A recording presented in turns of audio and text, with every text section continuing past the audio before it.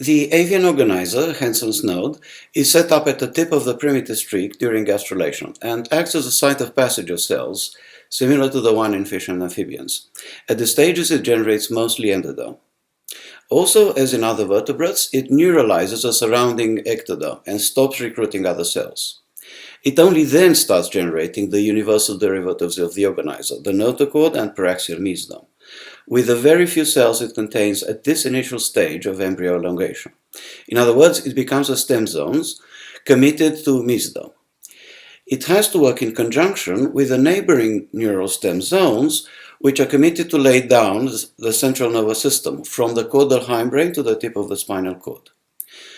More recently, in the past decade and a half, it has been suggested that another population of cells that are bipotential can also contribute to both mesodermal and neural tissues during axial elongation. What are then the contributions of these stem populations to axial formation? How are they delineated spatially and work together? Here we report first on a screen that identified the unique molecular signature specific to the organizer as a committed mesodermal stem zone.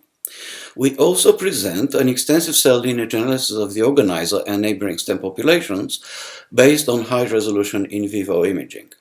In transplantation experiments, we found that between the organizer and the caudal neural stem zones, a small population of cells are indeed bipotential, but very few actually contribute progeny to both stem zones.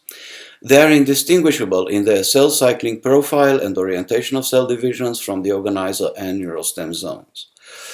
We propose that the role of the bipotential progenitors is not to contribute significant material to axial elongation, but to provide a flexible buffer zone between the late organizer, the mesodermal stem zone, and the neural stem zones, which are committed to their respective fates.